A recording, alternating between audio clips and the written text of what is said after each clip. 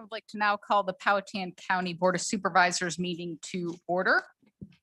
If you can please stand, Mr. Byerly, if you can lead us in the pledge, and Mr. Williams, if you can lead us in the invocation.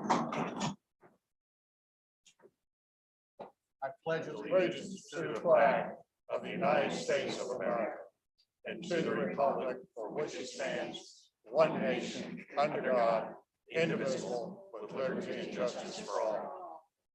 Dear Heavenly Father, thank you for another wonderful day in Palatine County and all the many blessings we enjoy. Amen. Any requests to postpone or amend tonight's agenda? Madam Chair, Yes, sir. the consent agenda, Yes. 2 items. It's not working. I'm No, not it close is. enough. I'm sorry. That's my, A little bit closer. thanks. Thanks, Mr. Byerly. I would like to pull off the consent agenda, the minutes for August 17 and August 23. Okay. Those would become number 10, old business. And new business would become 11, and everything going down would all have one, Okay. go up, one up. Good. Okay, I move we approve the agenda as amended. Do I have a second? Second. Any questions or comments on the motion? All those in favor say aye. Aye. Opposed? Motion carries. Mr. Smither, any county administrator updates? No, ma'am. Okay, Madam Chair, with Zoom, we did, Mr. Smither and I just talked about that. we don't have to do that anymore? Yeah, exactly. We don't have to do that anymore. We'll now have our first public comment period. Anyone wishing to speak, please come forward and state your name and full address for the record. You have 3 minutes as an individual or 5 minutes if you are speaking for a group.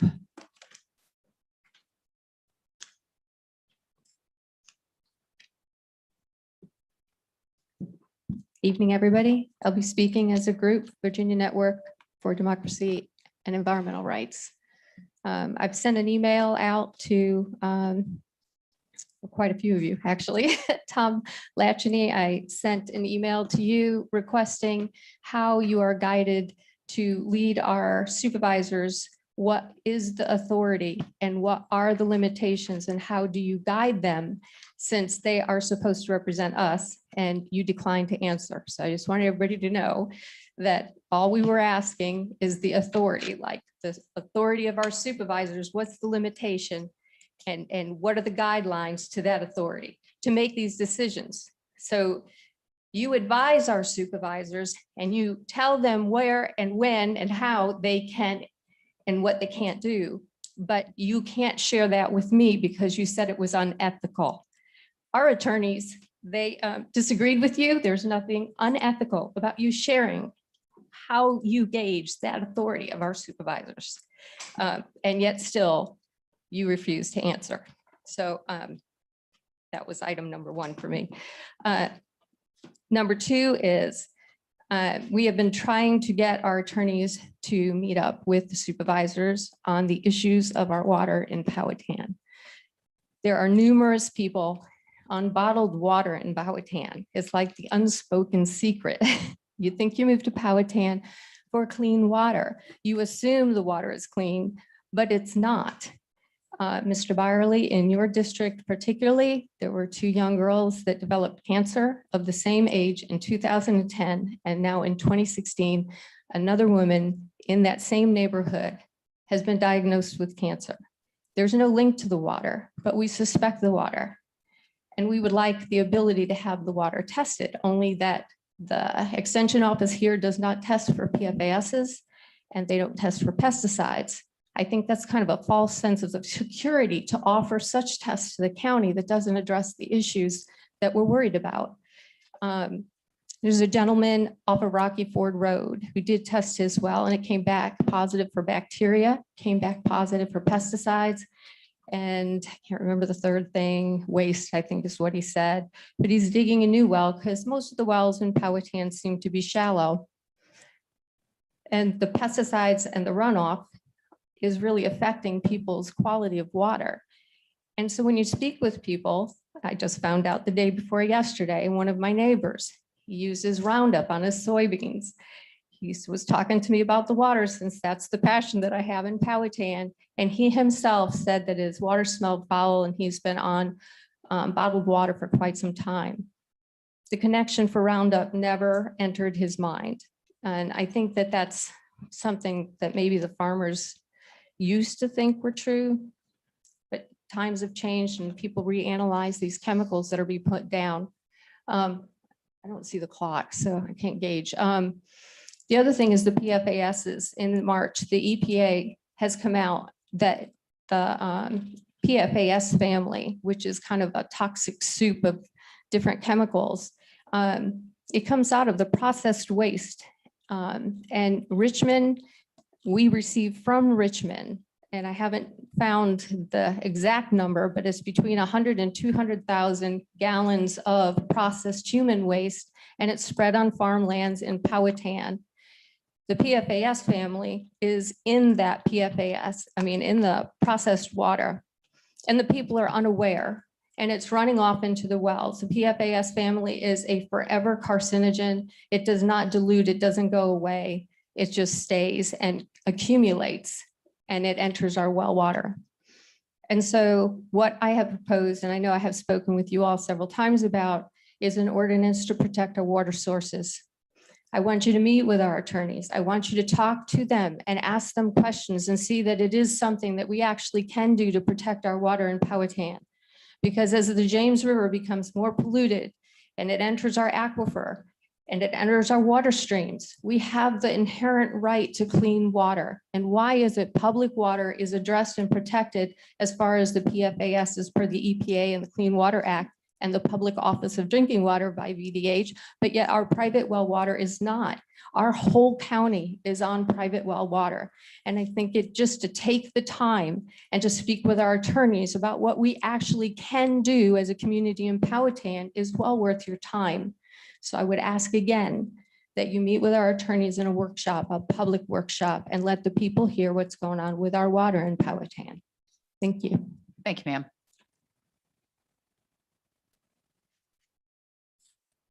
Good evening, Terry Stratton, 2940 Lake Louise Drive. About the discussion of potential village park and holiday display and appropriation, I just wanted to speak a few words that our community has been divided in several different areas here lately, and I want to say that I'm in favor of doing this and having a Christmas tree lighting ceremony. I think it would be a good way to maybe bring us all together in a much more positive environment. That's all I've got. Thanks. Thank you, ma'am. Anyone else wishing to speak? Do we have anybody on Zoom while we're waiting? Zoom is clear right now. Hello, David Cumbie, 2621 Rocky Oak Road. Just concerned about the water runoff and the impact that's happening to my property and what's going to be done about it when this stuff gets rezoned around me. That's it. Thank you, sir. Anyone else wishing to speak? Looks like we have one other. And if there's anybody else, if you could line up, that would be great. No, it's okay. Take your time. No worries. I'm Gail Timberlake, District 2. You're my supervisor. Anyway, 1477 Dorset Road. I would like to support what a young lady said about the park and the Christmas tree lighting. We need everything we can possibly come up with that would help us to bring unity to our community. So I'm in support of that as a former Christmas mother, and having somebody special light the tree and all that kind of stuff. I think that's wonderful. I do believe on the agenda also is something about a senior citizens place to be and that kind of thing. And I fully support that. So I expect my district supervisor to hear what we're saying. Thank you. Thank you, ma'am. Hi, I'm Grace Cardnudo, 1539 Walker's Ridge Road, and I also support the park and the Christmas tree. So thank you. Thank you, ma'am.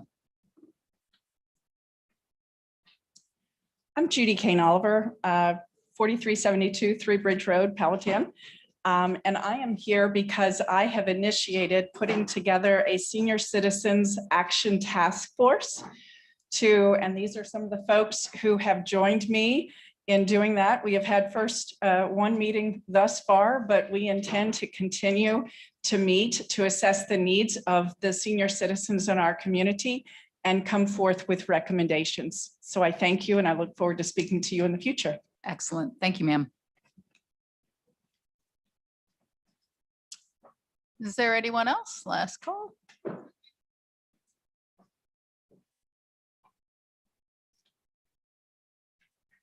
Good evening. Meg Hyam, 3606 Walker's Creek.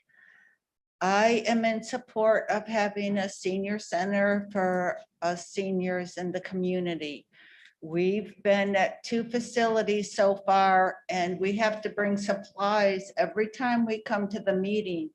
And it's getting to be a little bit of a burden, but we're willing to carry that burden for the group. So I would strongly recommend that you consider some facility that we can use on a regular basis for the seniors in Powhatan County. Thank you very much. Thank you, ma'am.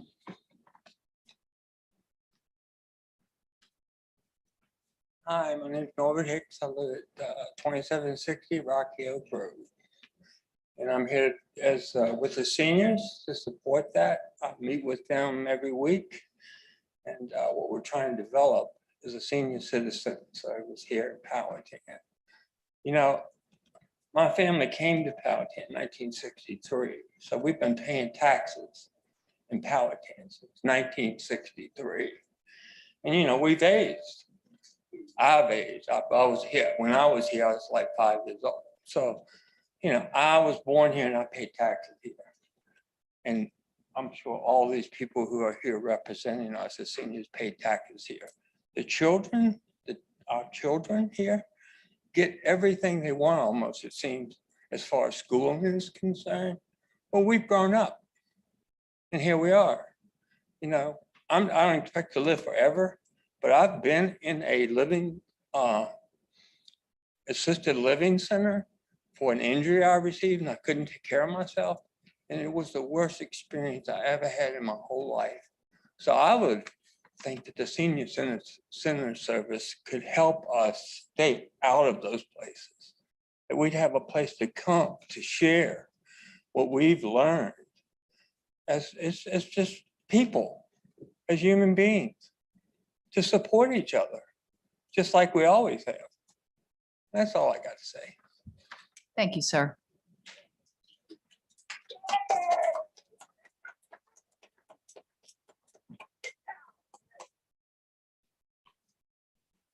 Good evening. My name is Annette Stone. I live 2231 Lakeview Drive, Powhatan.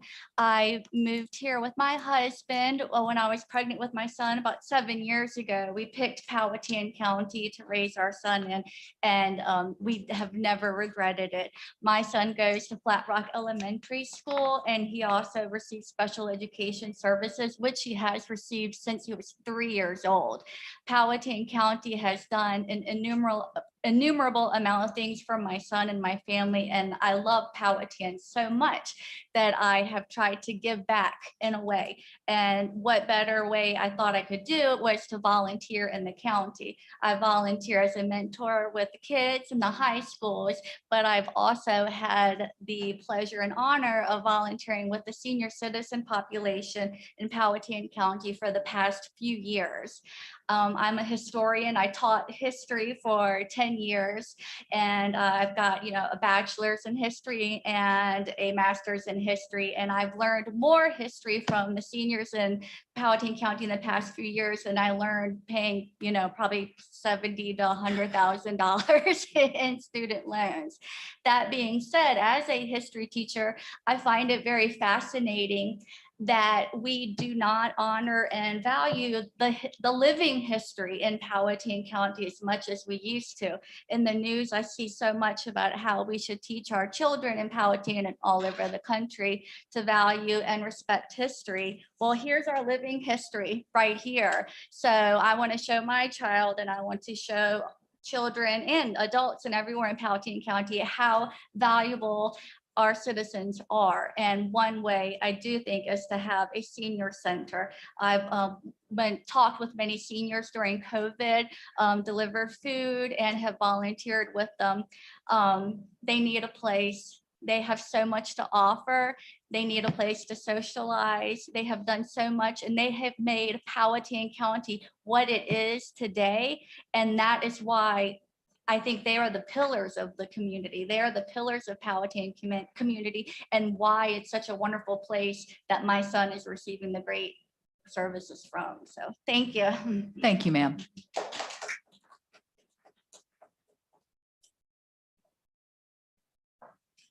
Good evening. I'm Dale Goodman. I live at 4604 Anderson Highway here in Powhatan. And I want to say good evening to all of you. And I have been selected to be the 2021 Powhatan County Christmas Mother. And it's quite an honor. Quite an honor indeed. But I'm here to support two things. One, particularly the Village Park that's going to be presented or whatever to be voted on, and also the tree lighting ceremony that will take place if that was to be approved. I just want you to know the theme that I have this year is a Christmas of unity. And that's important to me.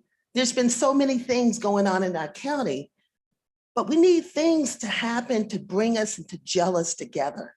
Something to make us smile, something to make not just the kids and the children, but the elderly as well.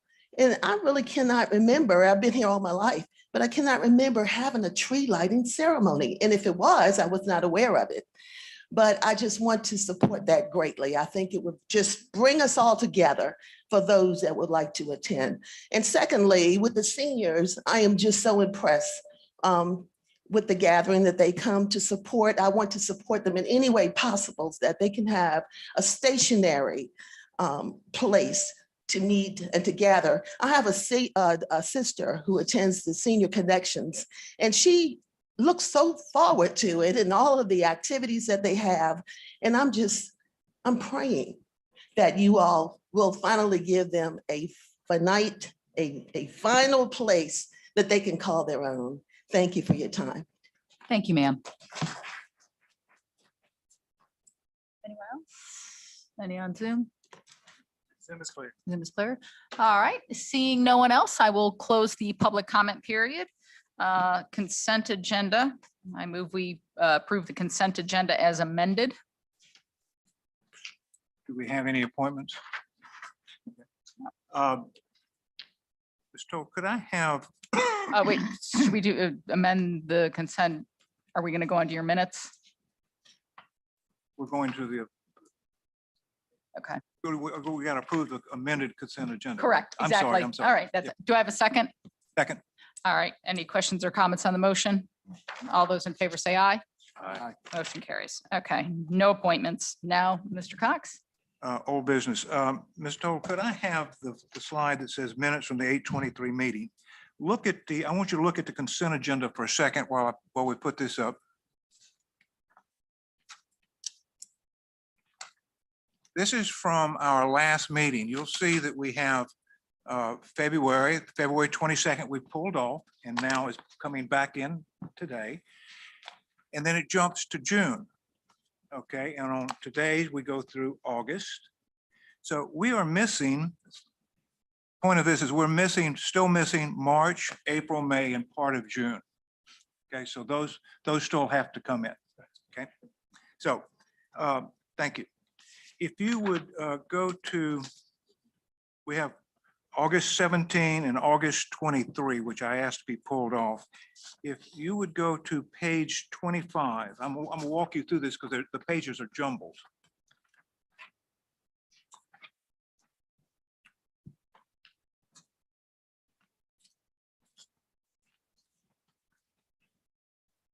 Everybody at page 25? Okay, if you look down at the bottom, that's the August 17 meeting. Turn the page. Suddenly you're in the middle of the August 23 meeting. Mhm. Page 26 is August 23 meeting. If you look over on 27, that's the end of the August 17th meeting. Okay, So now we have page 26, August 23, which is out of order. And to put it back into order, you need to go to page 33.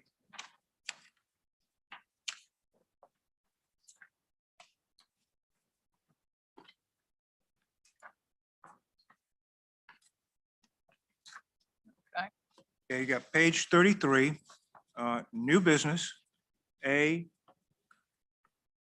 new business, that ends, okay, August 23rd meeting. If you go to the next page, which is 34, that's where page 26 should be coming into.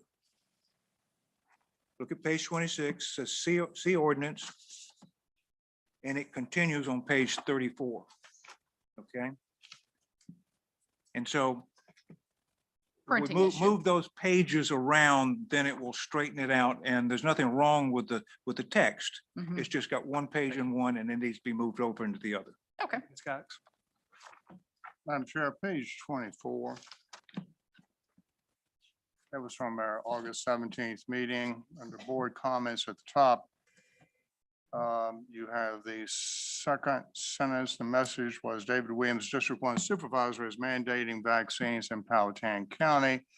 And then the next statement goes, went on to present a resolution. Nothing is contained in between those statements about the fact that I denied that was true. Okay, we can amend that. Okay, anything else? No, just that. So with those two changes, we can approve These. these minutes. Okay. So, I'd like to make a motion, okay, with Mr. Williams' comment on the Page August 24. August 17th, the addition to that and the rearrangement of the pages for both August 17 and 23. With those amendments, I'd like to make a motion that we approve these minutes. okay. Second. Any questions or comments on the motion? All those in favor say aye. Aye. Opposed, motion carries. All right, moving on to new business. I believe, Mr. Smither. Our first order of business this afternoon, we have Miss Angie Phelan from Senior Connections here with us. Angie, if you don't mind, if you could come join us at the podium. And I believe we have a handout that you've brought for the board at your desk. Good evening. Good evening. Thank you so much for having me here. It was great to hear all the advocacy for older adults here in Powhatan County. I am Angie Phelan, and I'm the interim executive director, Senior Connections, a capital area agency on aging. Our executive director, Dr. Thelma Bland Watson, passed away in June of 2021 this year. So I am stepping in the interim until we find hire a new executive director. And we miss her terribly. I wanted to mention that an area agency on aging, there are 25 across the state, across Virginia, and there are 655 area agencies across the country. Our particular area that we cover includes Richmond City, Henrico, Hanover, Chesterfield, New Kent, Charles City, Goochland, and Powhatan. We have a vision with older adults with an improved quality of life. We want to empower older adults to live with dignity and choice. And I wanted to extend our appreciation to Sharon Rochelle, who is on our advisory council, and also Larry Lyons and Reverend Willis Fund, who are citizens of Powhatan, are on our board of directors. And as you can see from the handout that you got, we offer a lot of different services, and I identified those to talk about some of the services specifically targeting Powhatan County for this. And I'm just going to highlight a couple of these programs because we have so many, and I would just encourage you to go to our website and take a look. But under the Sharing Resources to Age in Place, one of the programs that we offer is a money management program.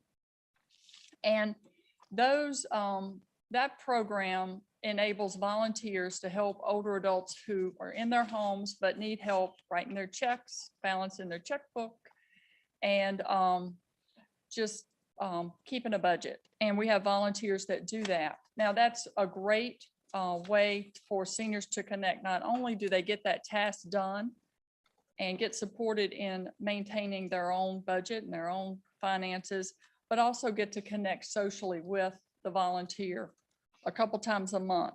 And that's been so important during the pandemic. And during the pandemic, of course, we can't go in the homes.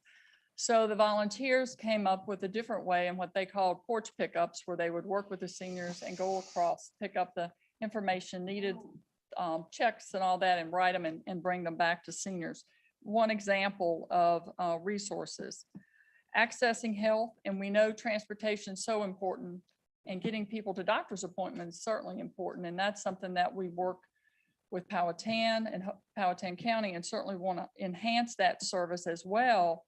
But also transportation that need goes beyond that, because we need to keep people from needing to go to the doctor, right? But if we could provide transportation potentially to the grocery store, to the pharmacy, things like that, in order to get the services they need. And in addition to that, maybe a senior center or a friendship cafe where they can get access and have that important interaction that they need.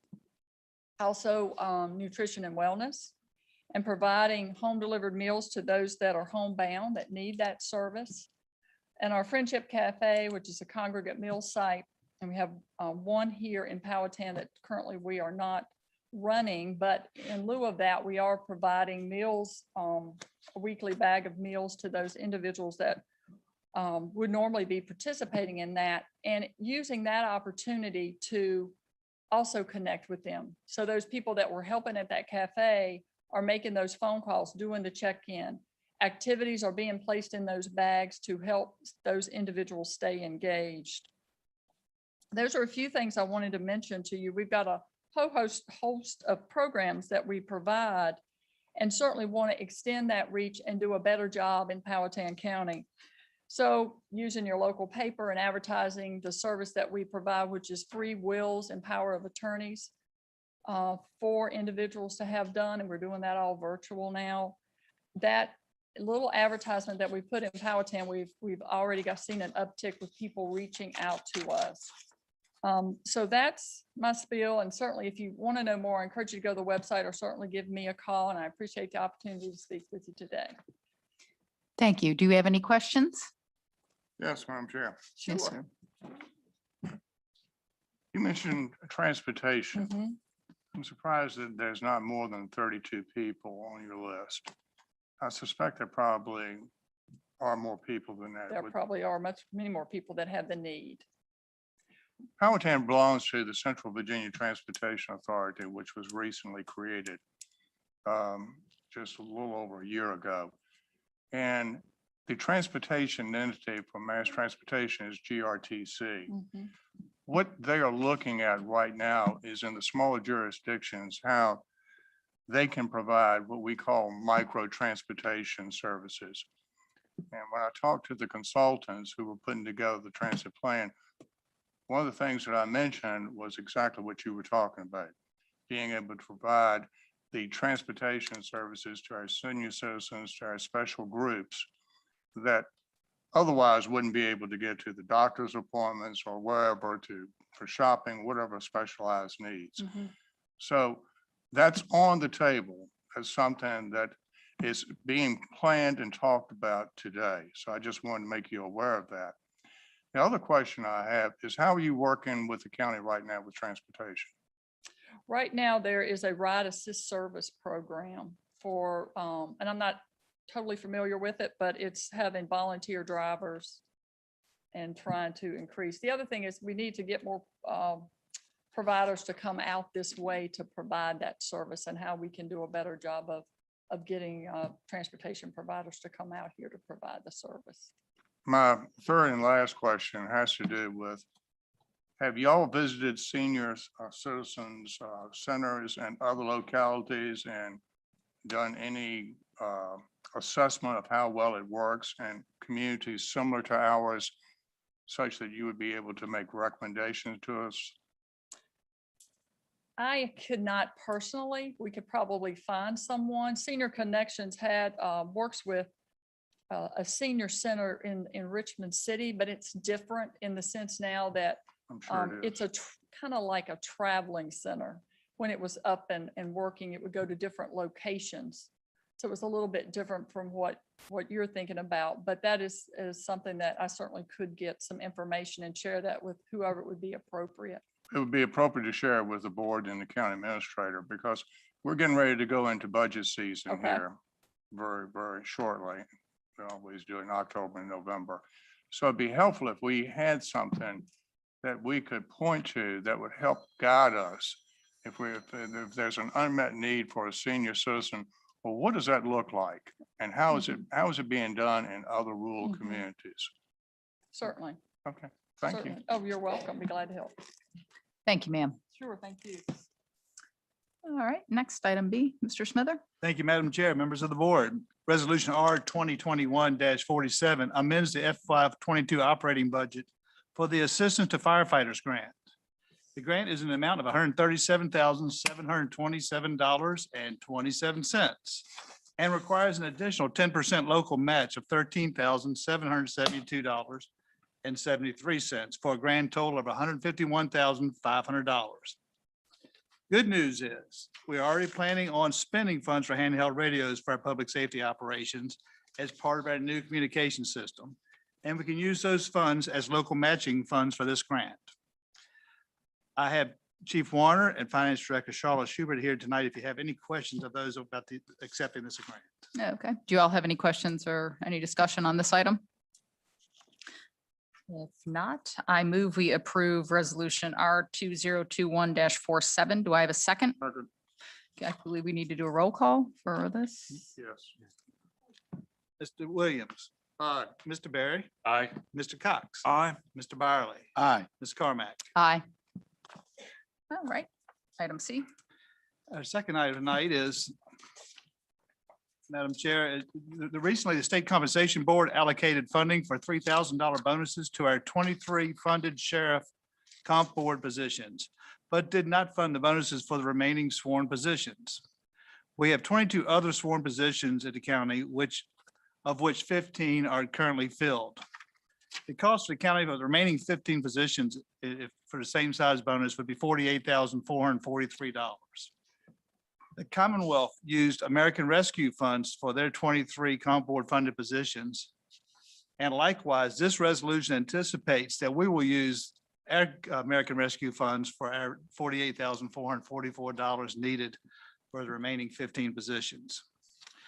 We have Deputy Chief Jeff Searcross here tonight and Finance Director Charlotte Schubert. If you have any questions about the 15 positions or the action here tonight. Okay, any questions or comments on this resolution? Okay, that being said, I move we approve resolution R 2021-44. Do I have a second? Second. Any questions or comments on the motion? Need a roll call? Yes, ma'am. Mr. Williams. Aye. Mr. Barry. Aye. Mr. Cox. Aye. Mr. Byerly. Aye. Ms. Carmack. Aye.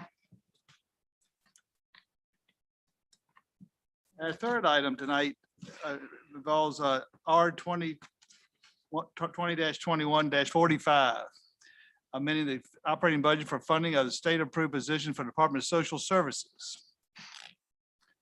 This grant, excuse me, at a work session, prior to the June monthly meeting, Social Service Director Sharon Rochelle, and Sharon's here with her team tonight, and her staff met with the board and provided a general update on the services provided to our citizens. At that meeting, the impact that new programs such as the Family First program is putting on staff is stressing their ability to maintain the high level of service that they desire.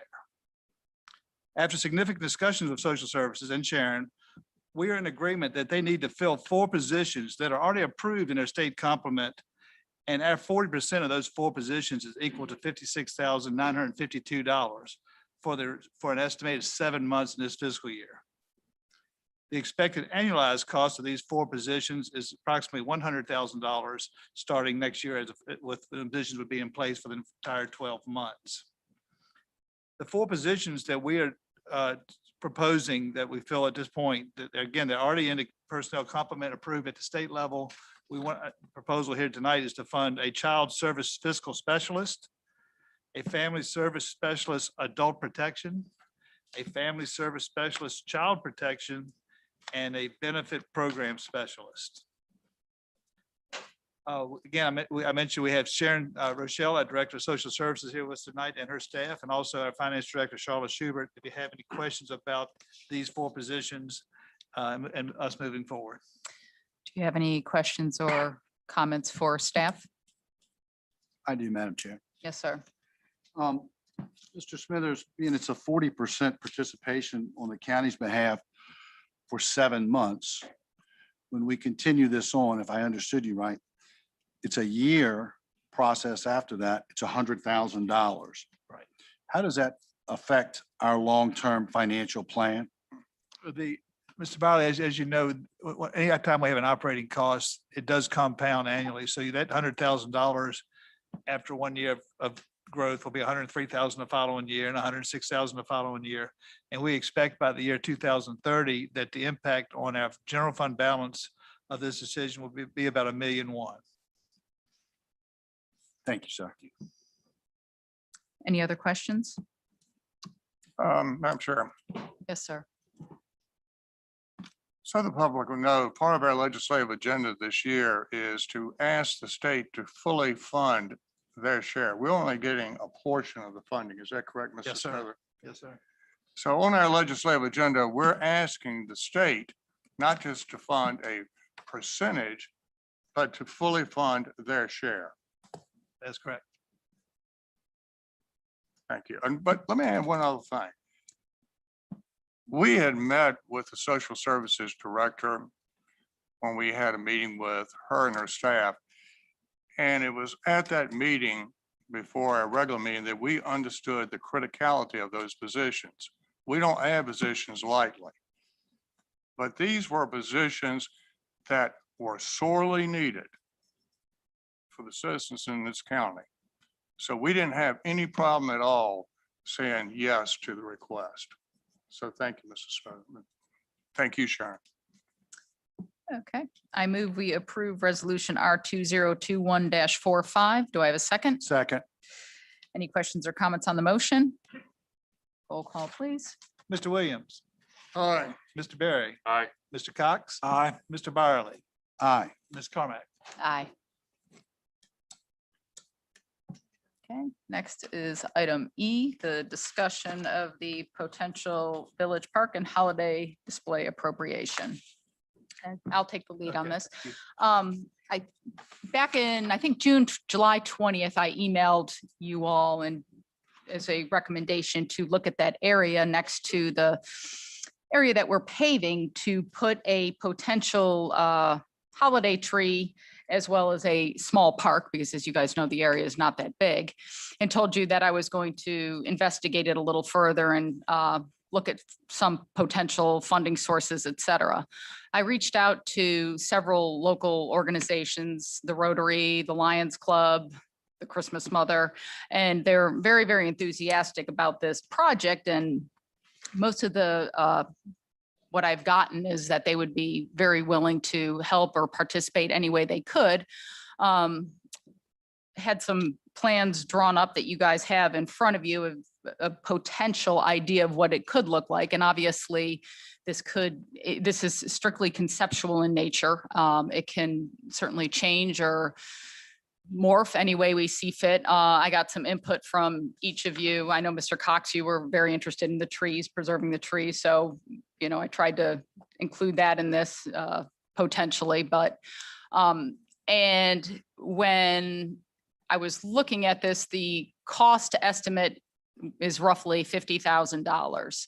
So obviously you can scale that up, scale that back, but what you see here on this plan is the rough estimate would be 50,000. So I wanted to see if you all were enthusiastic about this project, if we could proceed forward. I'm certainly willing to go out there and see what we can do to get community support. So that didn't cost all of, you know, look at grants, community support. So it doesn't cost that much money, but I can't guarantee that I'm going to get that. So I wanted to get some sort of a commitment from the county to proceed. So I'd like to, if you guys have any questions, thoughts, that would be great. I'm very, Yes. sorry, jumped right on in there. I'm very supportive of having the Christmas tree, having a small park with it. It was a little bit more, when we got the drawing, it was a little bit more than I had envisioned, but that was my vision versus everyone has their own vision on what it may have looked like. I kind of envisioned that front piece, not the complete park. From my perspective, that was kind of relatively quick. It meets our objectives of getting a Christmas tree for a community gathering place versus the more grandiose design that serves a great educational purpose. But I think it was more than I at least wrapped my head around or envisioned originally. I just wanted to pass that on. Okay. Anyone? So, Mr. Berry, you're talking about a Christmas tree someplace, okay? Yes. What else? Anything else? I envisioned some benches, maybe a small gravel area immediately around the Christmas tree in anticipation that there would be more traffic immediately adjacent to the tree. So something very simple. Yes. That is what I envisioned. It could be totally different than what you envisioned. I don't have any problem with a Christmas tree and a couple of benches. I think that would work. That gives us a place to light a tree. That gives us a focal point. And it's something that's easy to imagine and easy to do. I would support that, Mr. Perry. As opposed to this huge involved unknown cost park.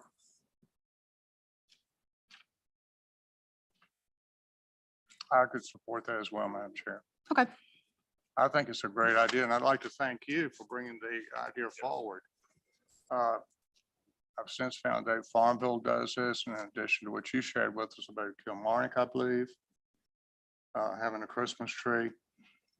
So I think it's a great idea. I think the only thing we need to work out or even discuss is the location. What I would like to do is to have a workshop. I think this is a good location. But that said, I would like to talk to the stakeholders in the village to make sure, that they feel it's a good location. I mean, I had one recommendation from a constituent that said, what about down in front of the village building here, for example? I'd never thought of that. But anyway, we got time to do that. I can't see anything but positive going forward. Okay, as far as just to follow up on that, I did talk to Mr. Potter, Sheriff Nunnally, Dickie Cox, Paul Sella, and any of the adjacent property owners to make sure that they were okay with this, and they were all 100% in support, had no problem. But, okay. The restaurants? I did not ask the restaurants. Okay. I mean, personally, I think the park would only benefit the restaurants. I mean, people could get something Well, to eat and go over to the park, but I think there would be an agreement. I just, like I said, as a professional courtesy, in case we were missing something, I thought that might be the appropriate thing to do. okay. Madam Chair, Yes, sir. is there potential to get any type of funding outside of, say, the county or outside of individuals or businesses, local businesses?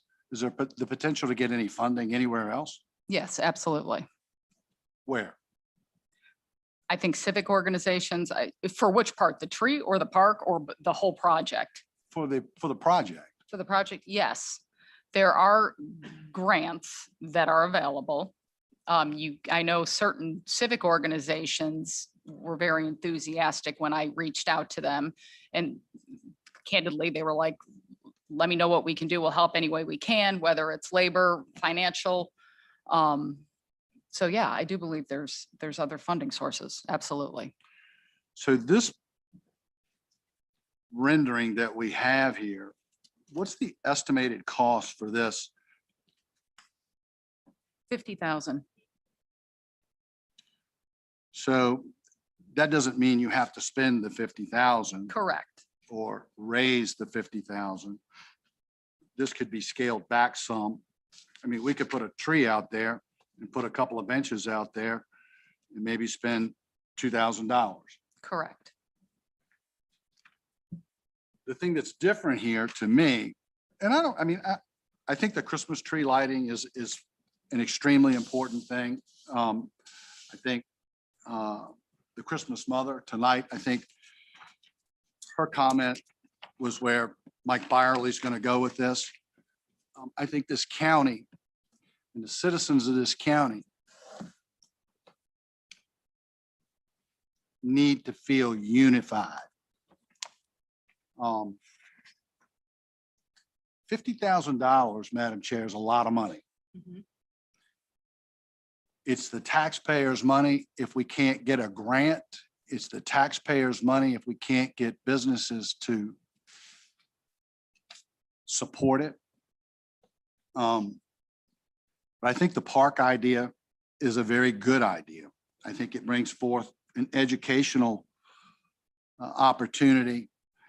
And sometimes when we look at money, we're accountable for it to you all sitting in this room. We answer to you for the money.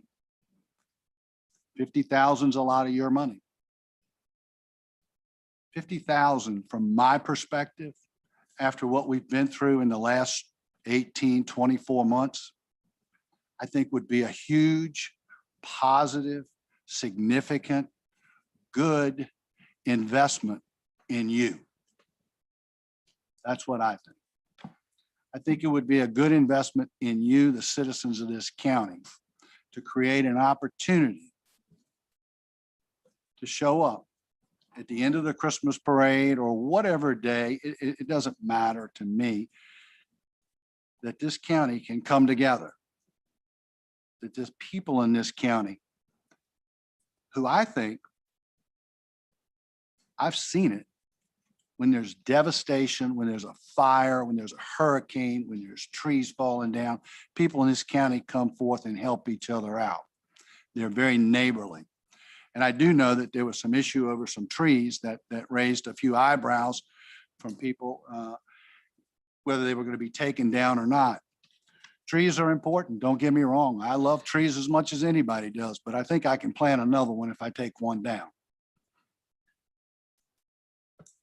And I'm okay with cutting trees or doing whatever. I like the park idea. I like the idea of a Christmas of unity. I think that's a great message.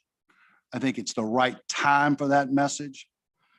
I think when you look at $50,000 and there's 30,300 people in this community as of the most recent census, that's $1.65 per person. And if there's only 15,000 of us paying taxes, we'll double it and say it's $3.30. I don't look at it as an opportunity to make money for vendors to come and make money off of people coming in there. I look at it as an opportunity that, you know what, one of the civic groups will step up and give away the hot cocoa, give away the hot chocolate. The festivities, the feeling that you get when you do these type of things is what I'm looking for. I think that park is would be a tremendous asset. Providing we emphasize some environmental opportunities. I think in this, from everything I've looked at that Ms. Carmack has showed us, a picnic area with solar panels on top of it. So if we have lights, those could be lit from the solar panels or have some energy produced from that. An apiary with beehives. The pollinator garden. I think those create opportunities for people to come and enjoy a beautiful village area. A beautiful village area. We got some construction going on. I got some of my own going on. Doesn't look too good down there, but this village is our heart. That's our heart in this county. That's the part that I think we can work on. A tree is a great idea, and if a tree is all this board wants to do, that's fine, okay? I'd be happy to take a tree. But I think we have an opportunity, especially if we can get some grant money, some other local businesses in the county to step up and pay some and help out. I think that would be a good way to go. I think that 50,000 is a lot of money. I don't disagree with that. But over the next 10 years, it's $5,000 a year. I can make it small any way you want to do it. You know, I was in the car business, remember? Yeah. I remember in this county, when that Christmas parade started, there were citizens that met in a house in the village, and a handful of them. And that's how the Christmas parade got started in Powhatan County. And there was a tree lighting. There was a tree lighting. I'd like to renew that tradition and bring this county together with a genuine effort. Tree, park, tree and park.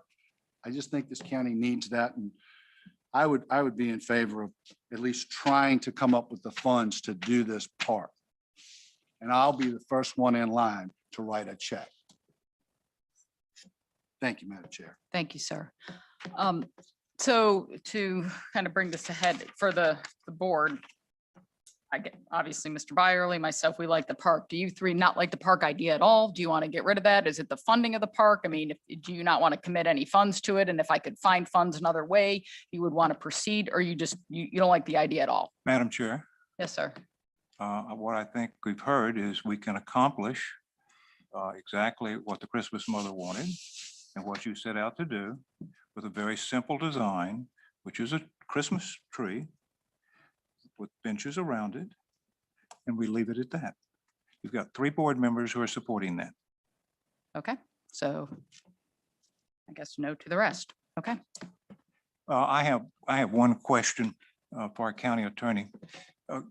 Going forward, do we have problems calling this a Christmas tree, or do we have to call it a holiday? Can we call it a Christmas tree? Yeah, we can call it Christmas tree. Great, thank you. Madam Chair. What is the guidance from the board as far as appropriations for the front part? Well, the tree's donated, and bottom line, whatever the board wants to put towards it. I mean, that's really what it's going to be. I mean, I asked for, I mean, planting a tree with benches around, it's going to cost all of $2,000.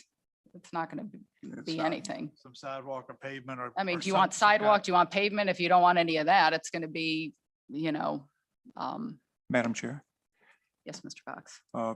Mr. Williams suggested that we have a workshop and we can work that out. Okay, so we won't worry about an appropriation. Okay. Okay, next. All right, moving on to our first public hearing.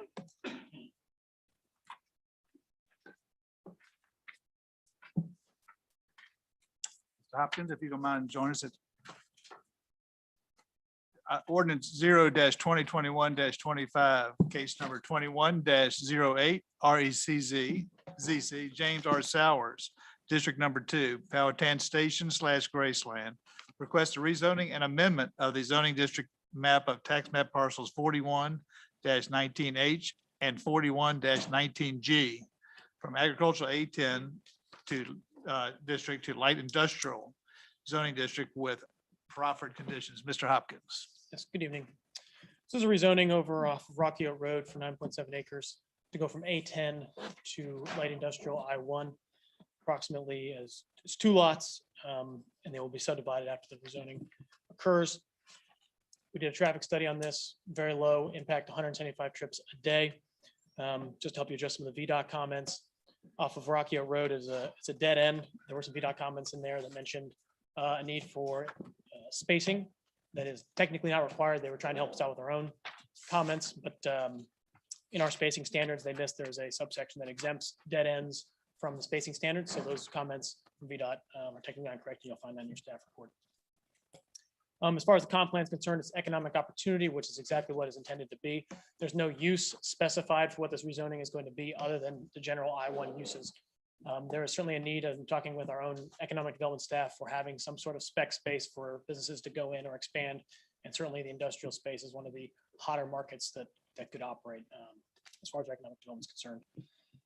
There are some water issues. We did have one complaint with the neighbor here tonight, and they are very legitimate. There is significant runoff that occurs on his property.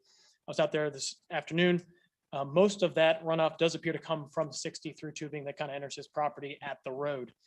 This development would create buildings further south. And in fact, if you look at the aerials of it, the hill will be pushing down away from that property in question. That being said, any generation of water on that property that goes towards that property line can only be helped by this development, and that it would be engineered and made to be as good as it can be now, if not better. The conversations I've had with the applicant for the channeling of that water is to put it towards the rear of the property. The front end of that part of the property is to remain CC, which is Commerce Center. None of that is planned to be developed except for the road that will come through to feed that back portion of the parcel. There is no intention at this point to build any sort of BMP or other water retention in the area directly next to that property. So really all this development would be channeled to the rear, and any future subsequent development that's not really a part of this consideration will be up to the person who develops a CC parcel. Also, in speaking with the applicant, he has already been out there. I believe there is a pond to the west, so you can see in this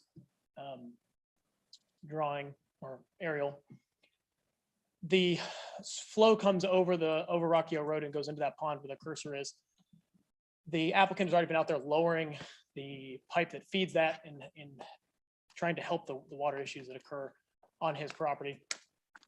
Again, this rezoning is going to happen on the bottom portion of this, and really wouldn't affect that part of the property. Anything that did happen wouldn't affect that. I believe in speaking with the applicant, he is going above and beyond and trying to help him regardless in his drainage issues, and is really waiting for this rezoning process to be done to have his engineer go out and take a look at the site. But I will let them speak to all of that. It is really not something that is a part of this rezoning, but it's something that he's going above and beyond and trying to help out with. I'll take questions. All right, before we have questions of staff, would the applicant care to make a statement? Okay, let's have the public hearing on this case. Anyone wishing to speak, please come forward and state your name and address for the record. Anyone on Zoom, Mr. Smither? Zoom is clear. Ma'am. Seeing no one, I will close the public hearing. Any questions for the applicant or staff? Madam Chair, I have one question. Yes, sir. Proffer number 2. And this is the analysis. There is no building maximum and minimum, and the way the site builds out will largely be regulated by the site plan review process. However, the commitment to smaller buildings allows for buildings to be broken up and avoids single monolithic facade, facades or whatever you want to call it. My question is, you can do that other ways. I mean, you can have a dimensional front, for example. So, I don't know why we would want to limit the applicant in terms of the size of the building, particularly if he has somebody that comes in and he wants a larger building, because having one large building, you can break up the front of it. Sure. Such that you don't have to worry about that monolithic view from the road. Sure. So I'm not, unless there's some other good reason, I'm not interested in seeing that in there. If you'd like to strike it, I think that's fine. Okay, I just wanted to get staff's input. Sure. Thank you, Madam Chair. Madam Chair. Yes, sir.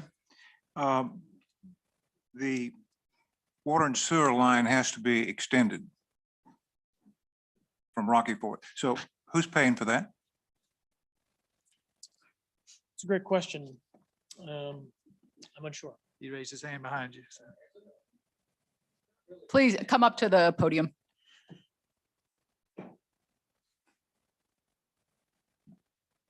And just introduce yourself.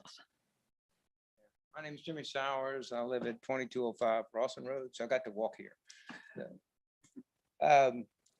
It's not really being extended. The sewer and water runs in front of this property. So therefore, this property this will connect into the existing sewer and water. So the county doesn't have anything to do with it. It's all done within the property lines and so forth. So the county Thank you, Mr. doesn't have Sowers. The way this was written says it had to be extended, and so that's perfect. Yeah. Right. I don't know, it must have been Woody. Thank you, sir. I have some more questions, Mr. Hopkins. Sure. Both in the proffer number 2 and proffer number 3, and proffer number 4, we're talking about the pattern book. Now, if my colleagues would look at page 93, you'll see the rendering, and 92 is numbered, 93 isn't numbered.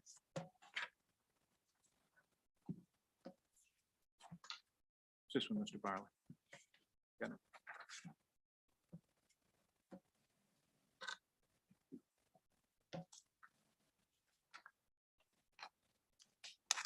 Doesn't look like. Okay. This is 91. That would be 90. No, it's not. Okay, well, they're numbered differently in different books. Okay, it's this one right here. Okay.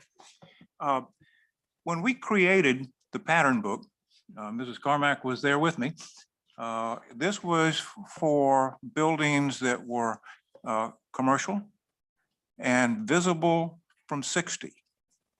So we've got the pattern book all throughout this, and none of these buildings are visible from 60. And so from my vantage point, the restrictions that the proper restrictions that deal with the pattern book just shouldn't apply. I mean, I believe the pattern book also is this going to industrial? you know, it's just for commercial, okay? Okay. Okay, Yeah, now it's for what they've done, commercial, so they wouldn't need what it. they've done is jawbone this, Mhm. okay? And I would get rid of, unless there's a reason, I don't see any reason for us to be setting the size of the buildings or to be dictating what they look like, other than our normal building codes. So I think the thought process there is that if you're in CC, your regular general commercials or your commercial districts, that obviously you have to abide by the pattern book. I-1 is obviously exempt from that. It's just a nice proffer to have the buildings be somewhat more attractive in the event that seen by anybody. Yeah. But if you want to strike them, that's fine.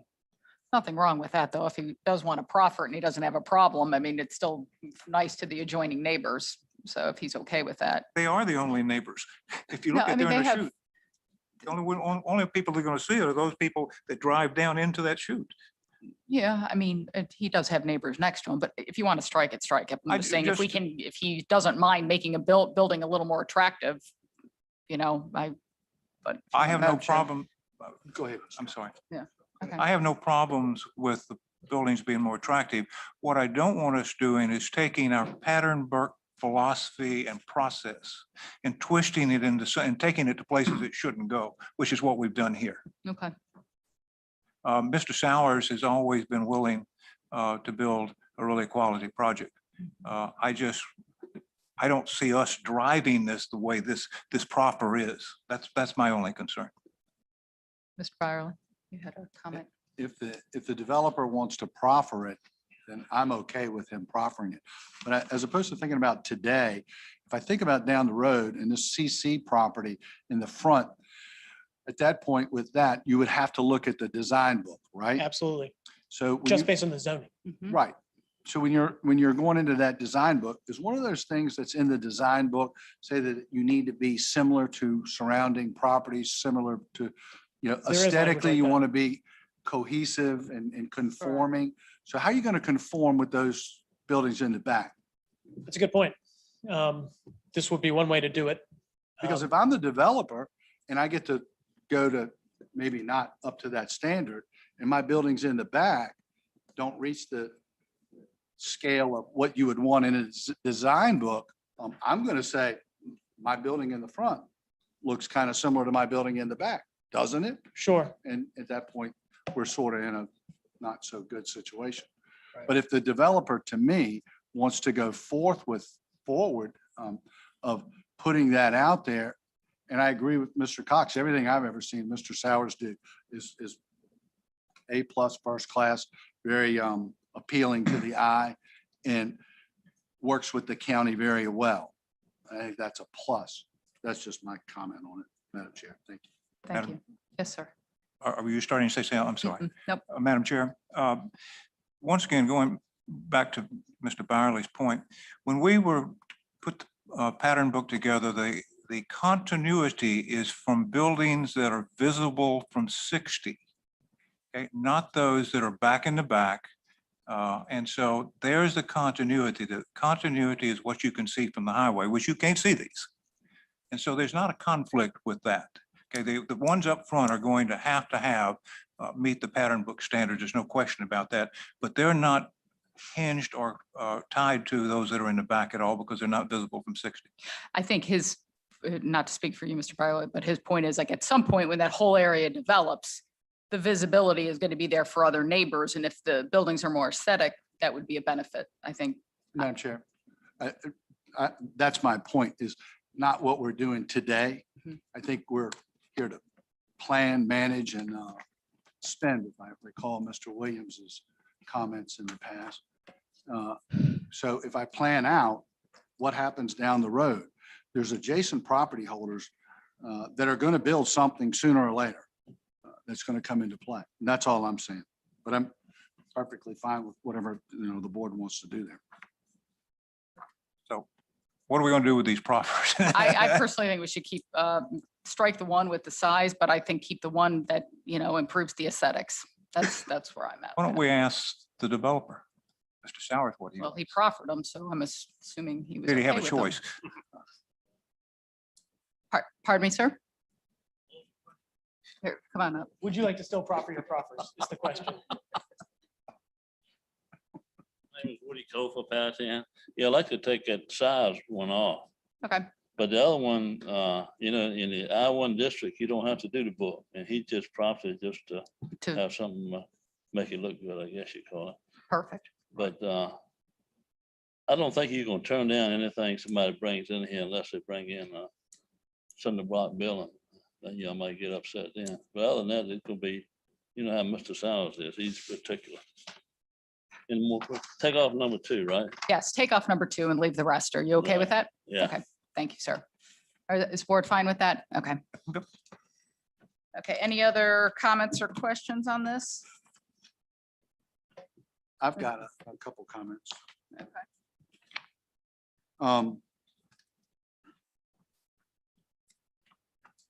Yeah, and looking through the packet and trying to understand, and my comments are going to be specifically related to the neighboring property.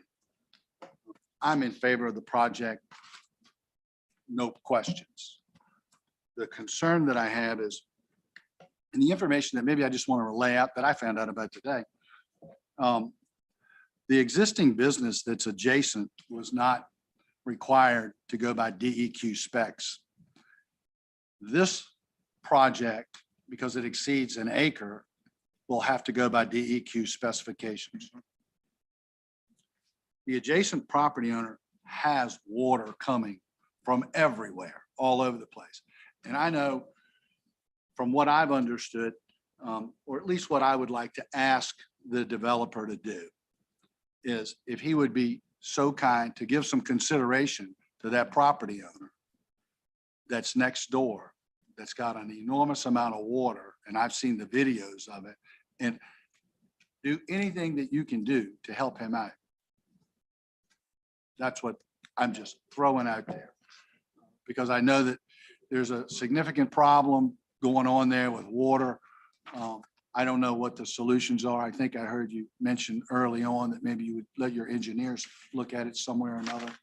But Can Yeah. I answer that? yes, sir. Okay, so I've talked to Mr. Cumby a couple of different times and so forth. So 90% of the problem comes from the VDOT. Whatever, 20, 30 years ago, when they cut all the roads on 60, right there from Sheets, from where the tractor land coat is, all that water comes and flows right into a ditch that runs right through his property. So we haven't added any water to his problem. But what I have talked to Mr. Cumbie about is that I'll get Woody, Mr. Kofer, and he's gonna design something where we can put some sort of piping through there. And then take that piping and take it across his driveway. What we did was, when we did the first little auto supply there, there's a pond west of that you were talking about. And that pond would back up and make it fill in that whole area and overflow his. So we went in there and put a larger pipe in that pond. So it would take more water out of there. The pond had an overflow that was higher than it should have been. So we cut that down. So in short, what I'm trying to tell you is that I'm working with Mr. Cumbie. As soon as I get this part of it straight, then I will work with him and see if we can't get some sort of piping in there to alleviate this problem. And possibly when we're doing something else, we can put some fill in there and raise this whole bottom up in there. So I think when we get through, it should take care of the problem. I appreciate that, Mr. Sowers, and I'm pretty familiar with that pond. I was about 10 years old when I went fishing there, and Mr. Jones owned it. So I know the pond deal and understand the water you're talking about coming from 60, the poor construction of what happened there and how that water flows. One more. But thank you very much. I appreciate that. One more comment on that. I went down this afternoon after I found out about it. And in the highway department, somebody is taking the ditch out. There was a ditch there when they put the extra pipe underneath the road. They put a ditch down through there. And that ditch was adequate enough to take a 2-year storm. And that ditch is gone. You got level ground down. So I don't know where the water's gonna go to from now. The highway should not have cleared that lot down at did away with that ditch. Beg your pardon? The highway, I guess the highway wanted to clear, did away with the ditch, didn't it? I have no idea. I don't either. I don't know. I see where there was one pipe, then they dug and put 2 pipes there because there's so much water, the water that's coming. It was enough, the ditch was big enough to go down through there when they did the project across the road, didn't it? I appreciate Mr. Sowers' willingness to help a neighbor out. Thank you. Madam Chair, Yes, sir. may I suggest to the applicant and to Mr. Kofer, we can contact the resident engineer, VDOT, and see if they can assist. I don't know whether y'all have already done that. If VDOT did indeed create the problem, we've had very good cooperation from our last 3 resident engineers in this county. So if it's something that they can correct, I'm sure they would. So I just offer that as a suggestion. Any other comments? Mr. Berry, this is your district. Would you care to make a motion? I would like to make a motion that we adopt ordinance O-2021-025 with the one modification of removing item number 2 in the proffered conditions. I'll second that motion. Any questions or comments on the motion? We have a roll call. Mr. Williams. Aye. Mr. Berry. Aye. Mr. Cox. Aye. Mr. Byerly. Aye. Ms. Carmack. Aye. All right, next item. Next item, public hearing is R 2021-43, amendment to the fiscal year 22 operating budget for schools, their ESSER grant. This public hearing is required as the amount of the amendment exceeds 1% of our annual budget. Our adopted budget. The requested amendment appropriates ESSER funds for the school board in the amount of $1,608,226-30 and was advertised in the Powhatan today as required. We have online on Zoom, Mr. Larry Johns from the school board and Charla Schubert here in our finance department. If you have any questions on this resolution, it does require a public hearing. It does. Okay, let's have the public hearing on this first. Anyone wishing to speak, please come forward and state your name and address for the record. Anybody on Zoom? Zoom is clear, ma'am. Seeing no one, I will close the public hearing. Do you all have any discussion? Madam Chair, Yes, sir. at our May 24th meeting, we had ESSER 1, some $890,000. And I had that pulled from the consent agenda and we discussed it. I have the tape if anybody wants to see it, okay, of that discussion. It's about 5 minutes. But going through that, we explored what you could do with these grants, and Mr. Smither and I had a conversation, And I suggested that we talked about this was coming and that we wanted to know how the money was going to be used. And so that we understood any impact it might have as we come to our budget discussions, which are coming on. So where can it be used? How can it be used? And I see no information. And not having any information, I'd like to defer this until our next meeting so that we can have a discussion on what this money is going to be used for. And where is it going? Because I was surprised last time at how broad the categories were and all of the things that they could be used for. Right. So I just would like to have what we talked about happen. Okay, what we talked about in May actually happen, so we understand, have a better idea of how this money is going to be spent. Madam Chair, Yes, sir. I recall the conversation, the discussion that evening. And I'm in agreement with Mr. Cox. At this point, I'm not in any position to recommend we go forward with the appropriation until we can receive more information, more specificity in terms of how this money will be used. And the reason I'm really pounding the table over this is because we're getting ready to go into budget season. And if there's things that are in this appropriation that may affect the budget, and I don't know if it is, because again, I don't know how this is going to be used.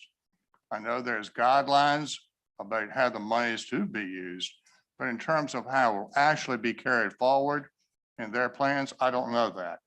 So I'm in agreement with Mr. Cox in deferring this until we get that information. Mr. Smither, is there any problem in deferring this? That's a great question. I might, if you don't mind, Madam Chair, I'll ask Mr. Johns, is there anything on this appropriation that could not wait 1 month as far as timing? Mr. Johns?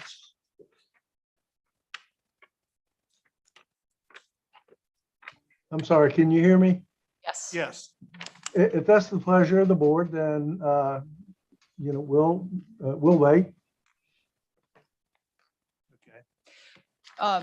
Quick question. Once we find out what it can be used for, my only thing is we don't know what they're going to use it for. I mean, we're going to wait a month and then we're going to know, okay, you can use it for this, this, and this, and this, but then we don't know, still, we're not going to know what the schools are going to use it for. Madam Chair. So, I'm sorry. Yes, sir. No, please. So that would be my, I don't mind waiting if you want to wait, but I mean, are we going to really know any more? And do we have any control over what they're going to use the funds for? I mean, what are we going to say? We're like, I don't like what they're going to use the funds for. They're going to use it to paint their school buses or whatever it is. And we don't like that. Does that change the fact that it's their money, or do we hold it? Or do you see what I'm saying? I mean, we'll find this out, but what are we going to do once we know the information? Yes, sir. You're getting right at my question, because that's exactly what I wanted to know. In other words, you got the categories, but within the categories, what is it they intend to do within those categories of things that they can apply the money to? Okay. If it's transportation, then I want to see, for example, what in transportation they're going to use it for.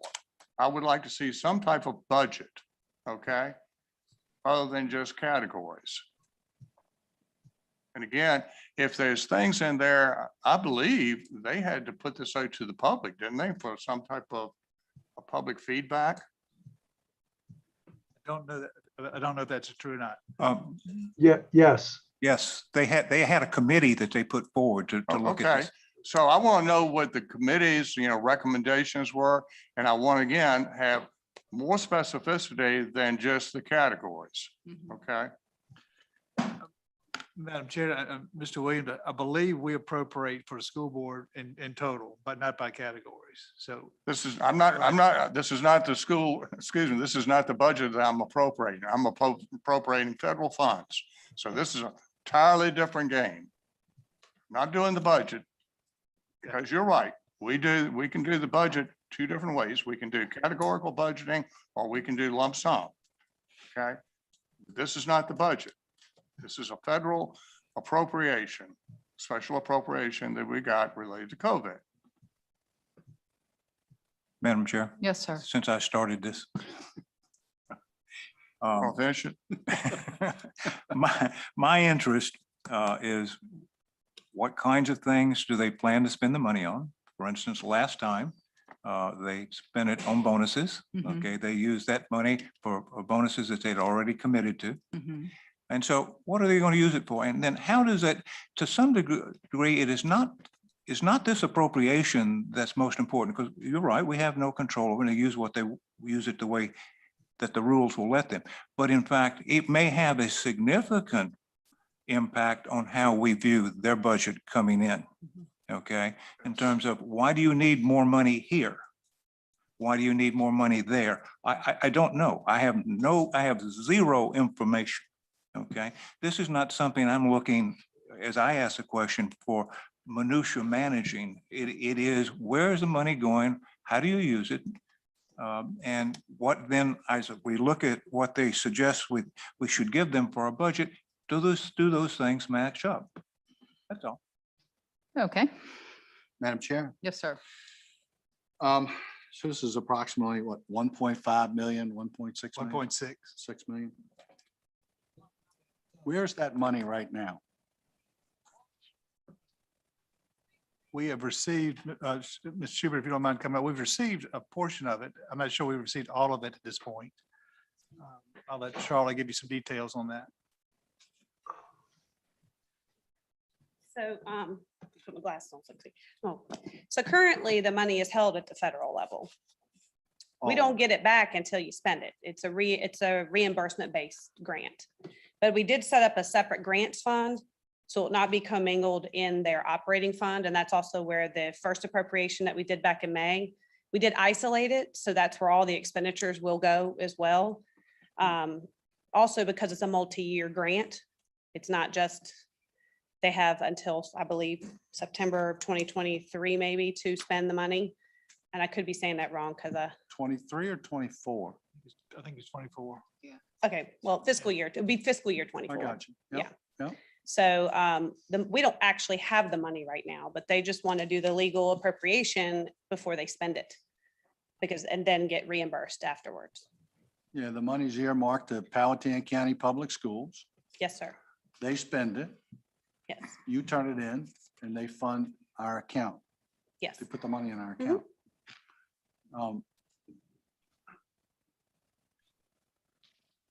If we don't approve this, what happens with that money?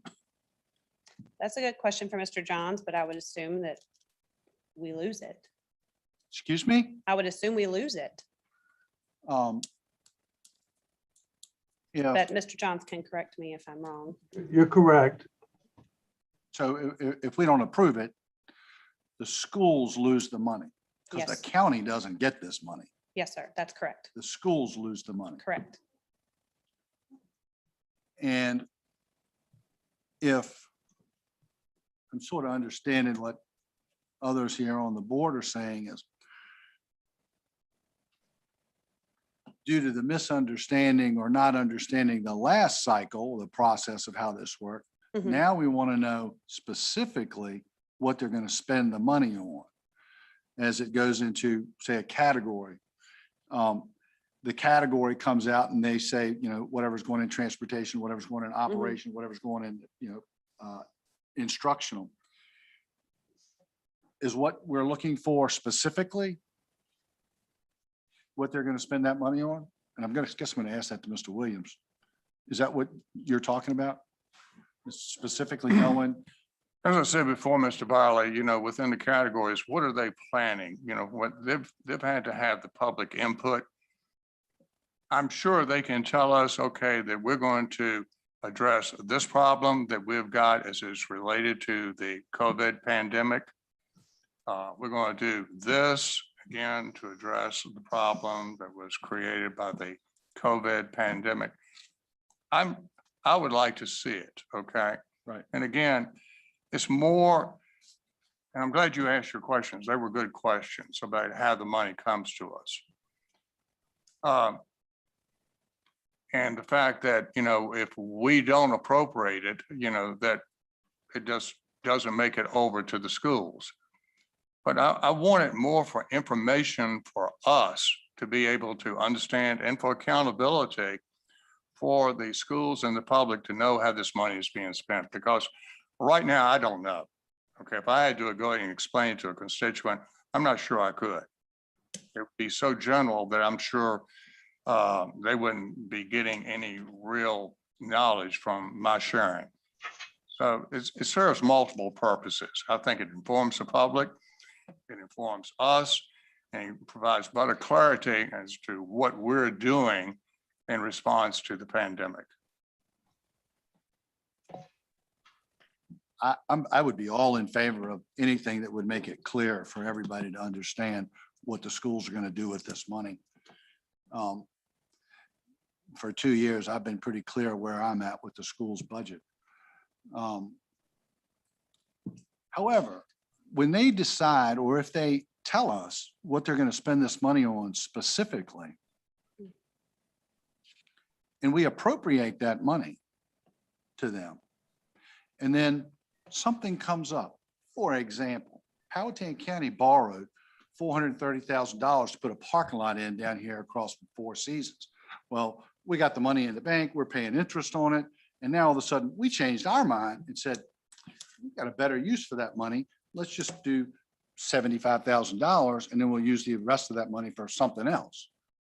So is it possible for the schools to do that exact same thing? We're going to use it for this. They find out 3 months, 2 months, 1 day afterwards that there's a different way or a different use of that money that might be beneficial to them. I mean, I get what's going on here with the fact that if we get commitments from them on the money and how they're going to spend it, then, you know, we don't really have control over that. They get the money. What we have control over is the budget that they're going to request to us pretty soon. And then we get to decide how we're going to fund that. But my question or my point, I guess, is they're going to get to do whatever they want to do with their money once they get the money. And you can't really go after them for anything like that to correct it. However, we do have our budget that we can address if we find out that they've done something different with the money than what they had expressed that they were going to do with it. And the bottom line to me is, from the schools and the county, you know, we just have to do a much better job of communicating. That's the problem we have. Okay, and there is a problem. I'd be the first one to say, yeah, but you know, let's have a little bit better communication. You know, it's kind of like when we show them numbers out of the wild blue, and or they showed us numbers the other night out of the wild blue and didn't give us any preference of looking at it ahead of time. You know, the same thing occurs if we show them a PowerPoint out of the wild blue and we didn't give them any time to look at it. You know, so the problem exists that we need to communicate between this board and that board. I'm all in favor of you know, finding out where the money's going. But once we find out, so I guess I would say yes to the 30-day deferment of this to talk about it. But once we find out, there's no guarantee that's where the money goes. But at least we have a record at that point of them being on record of saying this is what they're doing with their money. And I do think that, you know, it'll give us an opportunity to manage your money, the taxpayers' money, in a more efficient way when it comes to what we're doing with your money in the school system and even what the county does. Thank you, Madam Chair. Madam Chair. Yes, sir. Ms. Marley, you're absolutely right. They can change their minds and they can say, yep, this came up and we have a greater need over here and it meets, you know, the regulations. So we're going to do this. Now, you're right again. We might agree and we might disagree, okay? But we had a starting point. Then, you know, when you mentioned the budget and having this information available to us for the budget, we can decide to go back to quarterly appropriations, which gives us the ability to respond if we see something, a change that we're not in sync with. We would be able to respond if we did quarterly appropriations again. So thank you for your comments. Mr. Cox, would you care to make the deferral? Yes, I would like to request that for resolution R 2021-43, that we defer it to our October meeting. Second. Okay. Any questions or comments on the motion? Does this need a roll call, Tom? No. Okay. All those in favor say aye. Aye. Opposed? Motion carries. Moving on to our second and final public comment period. Anyone wishing to speak, please come forward and state your name and full address for the record. If you're speaking as a group, you have 5 minutes, or as an individual, 3 minutes. I'm Jane Lloyd, 36 Hatcher Road, Powhatan. I just want to commend the folks that came out tonight in support of the senior center, because it's no small effort for many of them. It's a hardship actually for quite a few. So you can definitely understand that they believe very strongly that they would like a senior center. We have been meeting every week for 10 months in any place that we can find. And since having a bigger space recently, we have several that have called and stepped forward from the community that didn't know what we were doing. So we're meeting they're meeting new faces and enjoying time with peers. I would like to give just a little bit of perspective to the issue with Senior Connections. I'm with Department of Social Services. I'm the program coordinator for Ride Assist Services. And these are just a couple of examples that are show perfectly how easily Powhatan has been lost in the shuffle. They do get funding for transportation. And when you see on your handout, that number 32, that includes people that they just counsel over the phone. And they counsel them to call me for transportation if they live in Powhatan. I looked into their providers that they were having trouble with finding providers to serve Powhatan, but their providers were concentrated in the Richmond area, closer in, of course. I sent them a provider that is up and running and wanted to have a conversation with them about contracting with them. And I'm glad to say that they did start that conversation. They get funding, the difference, they get funding for transportation to have fee-for-service providers and serve Powhatan. Very few seniors are actually served with transportation that way. My funding is for expenses for a volunteer program for volunteers that do it for free. So also I would like to say that they served a very small number of people throughout COVID with bags of food. I believe that's continuing.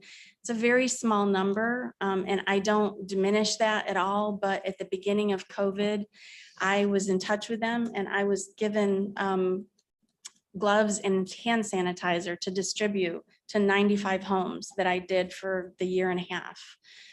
It amounted to 2 masks and 1 sanitizer per household. And they knew that many households were being served. And that was the last that we really heard of them as far as any CARES Act, COVID outreach at all to our seniors. So just wanted to share that. Thank you. Thank you, ma'am. Hi, Terry Stratton, 2940 Lake Louise Drive.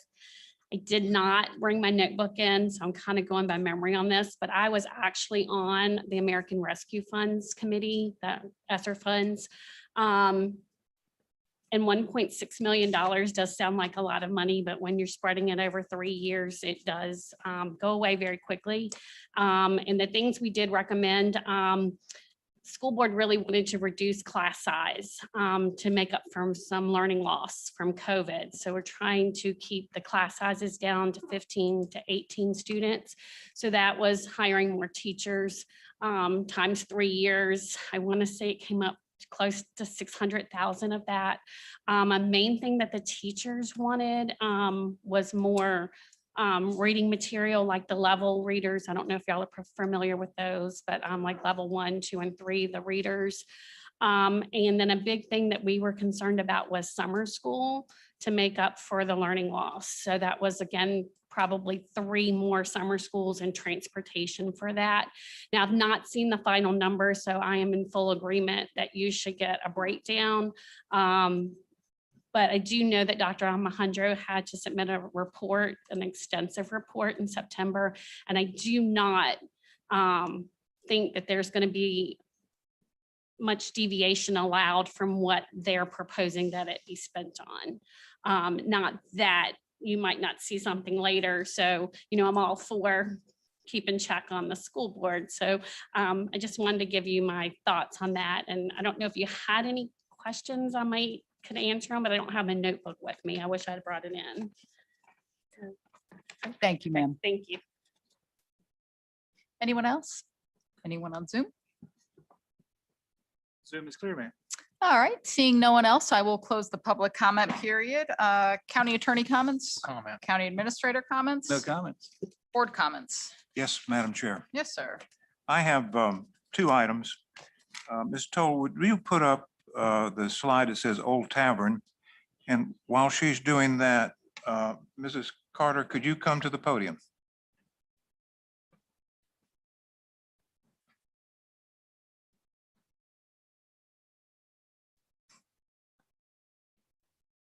Thank you, ma'am. As I understand your paving project, this has nothing to do with you. Okay, so don't worry about that, okay? It just sometimes takes a minute to get it up there. As I understand the paving project, you're planning to take out 3 trees. Is that correct? We were, but we've made some modifications. So I went out, can I elaborate a little bit? Please. I went out with Mr. Piper today and we did some measurements to see if we could move the edge of the pavement so we didn't have to take out all those trees. And so we're going to lose 3 to 4 parking spaces for the big magnolia tree. And we're going to preserve the black walnut tree. But there is still a safety concern with the black locust tree. So we would like to preserve 2 of those trees, but take out the one that's a safety concern. I'm sorry. The locust is a magnificent locust tree, and it's on the other side of the black walnut. Yeah, so this is the one that's leaning behind the black walnut is the one that's leaning So over. you're leaving as I understood it, you were taking out 3 trees, okay? Understand the magnolia, okay? And I understand the dogwood, okay? Mhm. I understood that those probably wouldn't make it. Actually, we're going to preserve the magnolia as well. Okay, well, that's great. But my concern was a black walnut. And that one will stay Okay. if we move the edge of the pavement. Great. That was my only concern. Thank you. Okay. Could we go back to the Ms. Smither, this is for you. Obviously, you can't see it very well. Could we zero in right on the top? Put down and with the date. March 16th, 2020. This is Old Tavern Road. This is the Habitat for Humanity concern, okay? This is still not resolved. Okay, we are now getting really good at not resolving these issues. Mr. Williams has had a couple of problems. I had another one that when I got involved, they've been going on for a year. I got involved and we got it straightened out. Point of looking at this is we don't have a process. Okay. Now, when you first came in, you took one look at the permit world and said, wow, we got to do something. Okay. I'm suggesting that what we're doing today, we don't have a log. I don't think we have any idea how many we have working, that we need some type of system that will serve our citizens better than we're doing today. Okay. Yes, sir, Mr. Cox. Madam Chair, excuse me.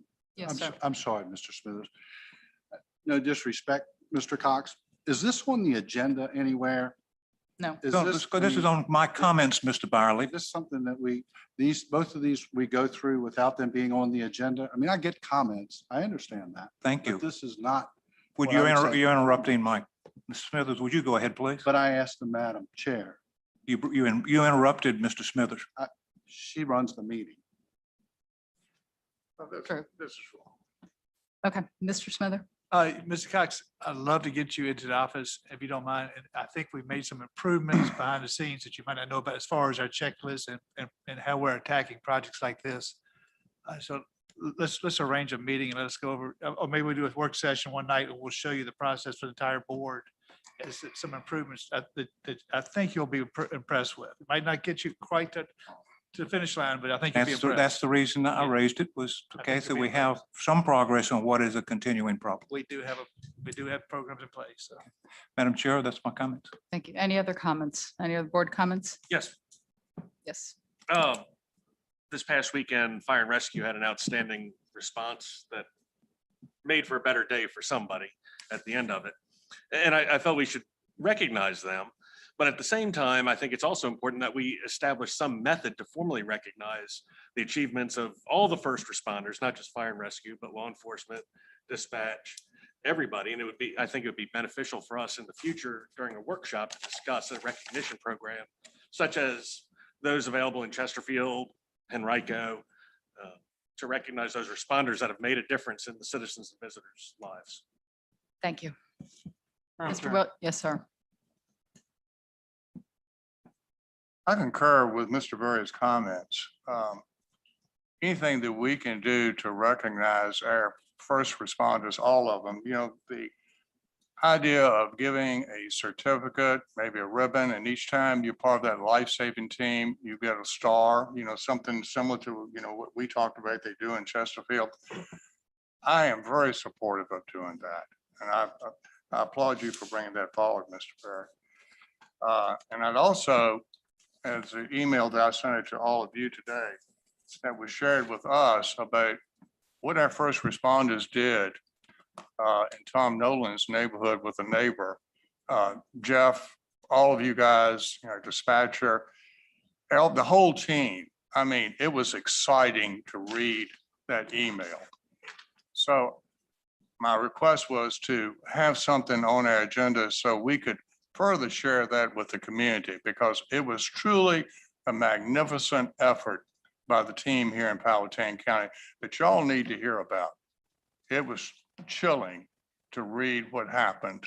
So I'm looking forward to being able to share that with the public at some point going forward. Also, I would like to remind everyone down at the Founders Bridge Golf Center on November 4th at 9 a.m., Richmond Regional Transportation Planning Organization, which I'm chair of this year, which Palatine belongs to, will be having our transportation forum. We will be having some very good speakers. One of the things that we're looking at is we're hopeful that we'll be able to share the latest information about the National Transportation Plan. We're hoping that legislation gets through. We're also going to be talking about how in Central Virginia Plan RVA, which Mr. Byerly belongs to and represents Powhatan County, the Richmond Regional Transportation Planning Organization, and the newly created Central Virginia Transportation Authority all work together for transportation in Central Virginia. So if you're available on November 4th, please come down to the Independence Golf Center at 9 o'clock and enjoy a good morning of talking about transportation in Central Virginia. Mr. Byerly, any comments? Yes, ma'am. A couple real quick. Thank you to the seniors that came out tonight and spoke. I think that I know I certainly recognize from statistics I've got over the next 10 years, the 65 and older age group is going to grow by 27% in this county, and you better start paying attention to them because they're going to be big and bold, I can tell you. It's starting tonight. It was a good sign. The second thing I'd really like to thank, I think Ms. Lloyd left, but she does a tremendous job with the Ride Assist program. And I think that's something that should be recognized, and volunteers that help out with that program also. The other thing is Mike Byerly, along with others today, got a little bill in the mail called your Powhatan County real estate tax. It's a little bit different with this round. When you look at it and you see it, I do want to read the one statement that's on here straight off of the tax bill. This tax bill is for the billing period July 1st, 2021 through December 31st, 2021. Powhatan County will be converting from a fiscal year billing cycle to a calendar year billing cycle during 2022. Real estate taxes will continue to be due on a semi-annual basis in June and November. The current real estate tax rate is 79 cents for this fiscal short year, 2022. This bill covers half the fiscal billing cycle. It is calculated at half the current rate. And you'll notice that on the bill because it shows at the bottom, half the current rate is 0.395, 39.5 cents. Thank you, Madam Chair.